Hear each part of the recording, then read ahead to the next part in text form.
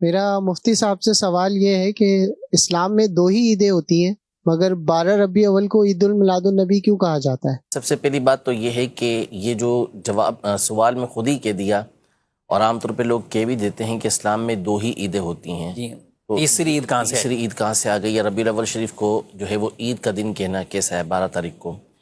تو یہ بات ہی بنیادی اعتبار سے غلط ہے کہ اسلام میں فقط دو عیدیں ہیں، ایسا نہیں ہے۔ دو عیدیں اصل میں یہ ان دو دنوں کے بدلے ہمیں عطا ہوئی ہیں کہ جو زمانہ جاہلیت میں کفار کا ایک طریقہ کار تھا کہ وہ 2 دن جمع ہوتے تھے سال میں، اور اس میں کھیل کود وغیرہ کرتے تھے۔ تو نبی پاک صلی اللہ علیہ وسلم نے صحابہ کرام علیہم رضوان سے یہ ارشاد فرمایا کہ اللہ پاک نے اس کے بدلے تمہیں 2 دن عطا فرمائے۔ تو وہ 2 دن یوم الفطر یعنی عید الفطر اور عید الاضحیٰ کا دن تھا۔ لیکن اس کا معنی یہ نہیں ہے کہ اس کے علاوہ کوئی عید کا دن ہے ہی نہیں۔ بہت سارے دلائل اس پر عقلی اور نقلی اعتبار سے یہ موجود ہیں، یعنی کتاب و سنت سے بھی موجود ہیں اور عقل کے اعتبار سے بھی موجود ہیں۔ ہم خود ہی دیکھ لیں کہ کیا ہم صرف یہ 2 دن ہی جو ہے اس کو عید کا دن کہتے ہیں، بلکہ ہمارے یہاں جو عید الفطر کا دوسرا دن ہوتا ہے اس کو بولتے ہیں یہ دوسری عید ہے، تیسرا دن ہوتا ہے تو اس کو بولتے ہیں یہ تیسری عید ہے۔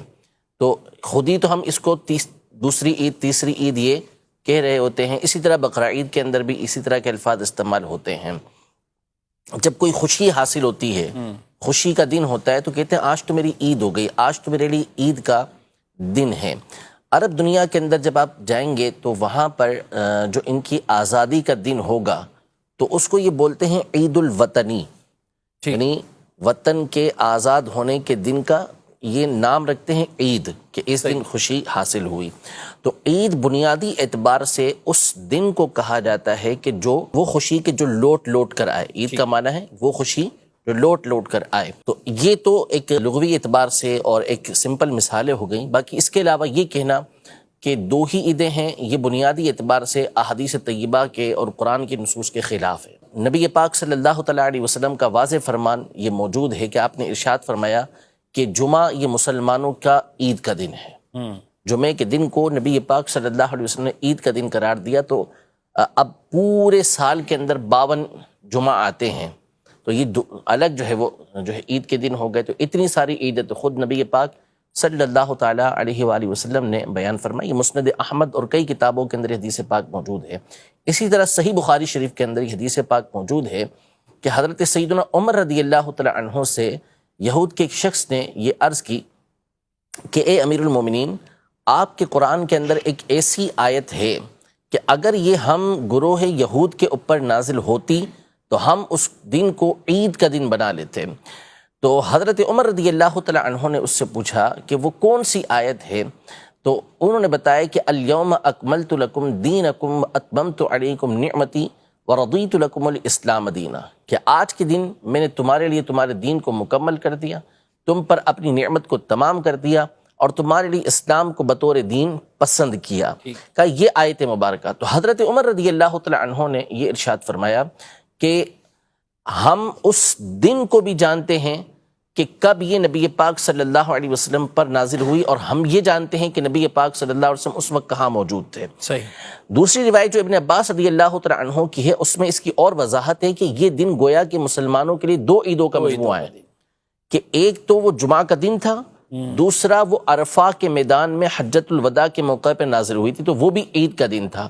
تو حضرت عمر رضی اللہ تعالیٰ عنہ نے اپنے اس جملے کے ذریعے بتایا کہ یہ آلریڈی ہمارے لیے 2 عیدیں موجود ہیں، کہ ایک تو 9 تاریخ کو حج کا دن ہے تو وہ ویسے عید کا دن ہو گیا، یہ 10 تاریخ سے پہلے کی عید بن گئی، اور ایک جمعہ کا دن ہے وہ بھی ہماری عید کا دن ہے۔ تو حضرت ابن عباس رضی اللہ تعالیٰ عنہ نے فرمایا کہ یہ 2 عیدیں ہمارے لیے جمع ہوئی ہیں۔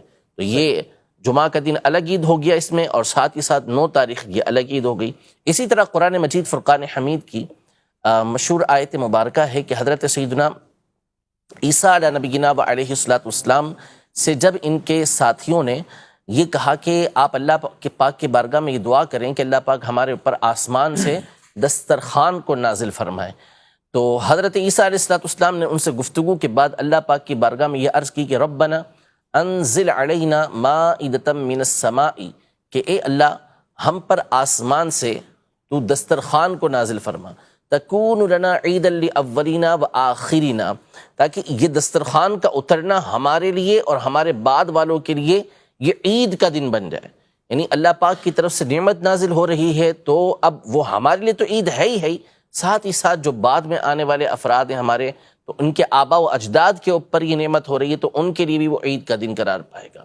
تو یہ بات ہی بنیادی اعتبار سے غلط ہے کہ جو ہے وہ اسلام کے اندر تیسری عید کا کوئی کانسیپٹ ہی نہیں ہے۔ عید کہنا یہ خوشی کے اعتبار سے ہوتا ہے کہ اللہ پاک جس دن کوئی خوشی عطا فرماتے ہیں تو اس کو عید کا دن کہا جاتا ہے۔ کسی بڑی شخصیت سے ملاقات ہو گئی تو کہتے ہیں آج تو میرا عید کا دن ہے۔ کوئی بہت بڑا جو ہے وہ نفع حاصل ہو گیا، فائدہ حاصل ہو گیا تو کہتے ہیں یا تو عید ہو گئی میری۔